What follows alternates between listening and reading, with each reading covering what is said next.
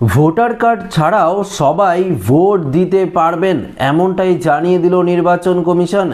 পাশাপাশি supplementary voter তালিকাকে নিয়েও একটি বড়সড় ঘোষণা করা হয়েছে এই মুহূর্তে নির্বাচন কমিশনের তরফ থেকে। তো বন্ধুরা, এই ভিডিওটিতে আপনাদেরকে এই সমস্ত কিছু আপডেট একদম বিস্তারিতভাবে জানিয়ে দেব। তো আশা রাখবো ভিডিওটিতে আপনারা প্রত্যেকেই প্রথম থেকে শেষ পর্যন্ত সঙ্গে থাকবেন এবং নতুন হয়ে থাকলে চ্যানেলটিকে সাবস্ক্রাইব করে পাশের দেওয়া বেল আইকনটিকে প্রেস করে অল নোটিফিকেশনটিকে বাজিয়ে দেবেন।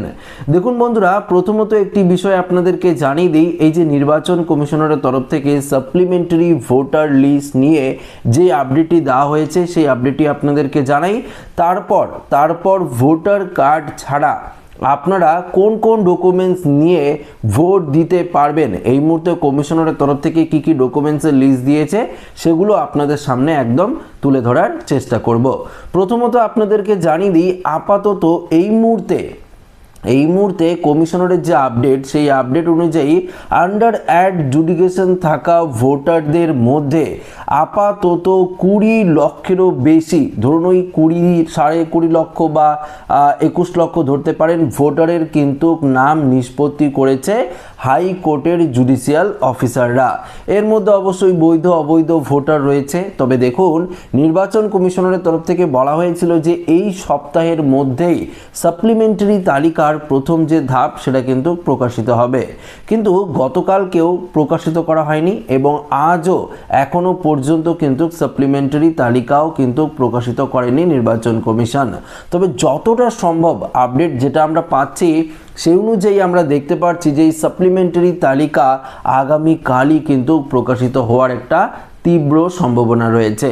এবার আপনার মনে প্রশ্ন থাকতেই পারে যে 20 লক্ষ ভোটার বা 21 লক্ষ ভোটারের নামই সাপ্লিমেন্টারি তালিকায় থাকবে কিনা।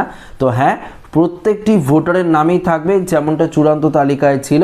তো আপনাদের নাম অবশ্যই থাকবে, কিন্তু আপনার নাম যদি ডিলিট হয়ে যায় তাহলে পাশে কিন্তু ডিলিট লেখা থাকবে, এটা কিন্তু পরিষ্কার নির্বাচন কমিশনারের তরফ থেকে জানিয়ে দেওয়া হয়েছে। তবে অবশ্যই যখন সাপ্লিমেন্টারি তালিকা প্রকাশিত হবে ভিডিওর মাধ্যমে আপনাদেরকে জানিয়ে দেব। তবে আপাতত যে আপডেটটি আমাদের সামনে উঠে এসেছে সেই আপডেটে কি বলেছে সেটা আপনাদেরকে জানিয়ে দিচ্ছি। নির্বাচনের দিনক্ষণ ঘোষণার পর থেকে রাজ্য জুড়ে শুরু হয়েছে জোর প্রস্তুতি।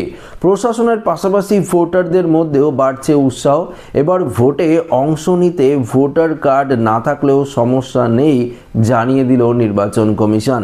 দেখুন, বীরভূমের জেলাশাসক ধব্বল জৈন জানিয়েছেন, নির্দিষ্ট কিছু নথি দেখালেই নাগরিকরা তাদের ভোটাধিকার প্রয়োগ করতে পারবেন। কি কি ডকুমেন্টস সেগুলো আপনাদের সামনে তুলে ধরার চেষ্টা করি, যেমন পাসপোর্ট, ড্রাইভিং লাইসেন্স, সরকারি কর্মীদের সার্ভিস আইডি কার্ড, ব্যাংক বা পোস্ট অফিসের পাসবুক, এখানে PAN card, Aadhaar card, national population register NPR card, এখানে বলেছে MGNRGA GS এর জব কার্ড যেটি রয়েছে, health insurance smart card, pension সংক্রান্ত নথি, এখানে বলেছে MP বা ML এর অফিসিয়াল পরিচয়পত্র, এগুলো দেখিয়েও কিন্তু আপনারা নির্বিঘ্নে ভোট দিতে পারবেন, এটা কিন্তু কমিশনারের তরফ থেকে জানিয়ে দেওয়া হয়েছে। তবে দেখুন, যে এই ডকুমেন্টস থাকলেই যে আপনারা ভোট দিতে পারবেন তেমনটা কিন্তু নয়।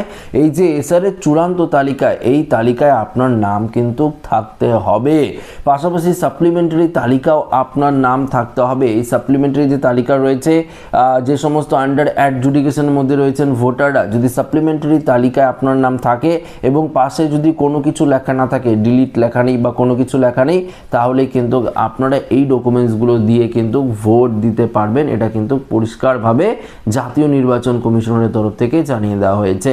তো বন্ধুরা, এখানে আপনারা একটি বিষয় ক্লিয়ারভাবে বুঝতে পারলেন, ভোটার কার্ড না নিয়েও আপনারা এই ডকুমেন্টস নিয়ে যদি ভোট কেন্দ্রে যান তাহলে আপনারা ভোট দিতে পারবেন। পাশাপাশি অবশ্যই সাপ্লিমেন্টারি তালিকা হয়তো আগামীকাল বা তার পরের দিন, সম্ভবত আগামীকালই প্রকাশিত হতে পারে, কেননা কমিশনারের যে আপডেট সেই অনুযায়ী আমরা যে আপডেট পাচ্ছি সেটাই আপনাদের সামনে তুলে ধরার চেষ্টা করছি।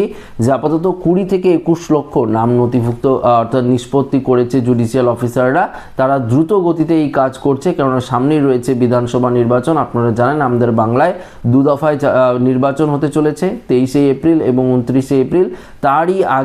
তারই আগে কিন্তু সমস্ত লিস্ট কিন্তু প্রকাশিত করে দেবে নির্বাচন কমিশন। তো আশা রাখবো ভিডিওটি প্রত্যেকের ভালো লেগেছে। ভিডিওটি ভালো লাগলে লাইক করবেন, বন্ধুদের সাথে শেয়ার করবেন, নতুন হয়ে থাকলে চ্যানেলটিকে সাবস্ক্রাইব করে আমাদের সঙ্গে জুড়ে থাকবেন। ধন্যবাদ।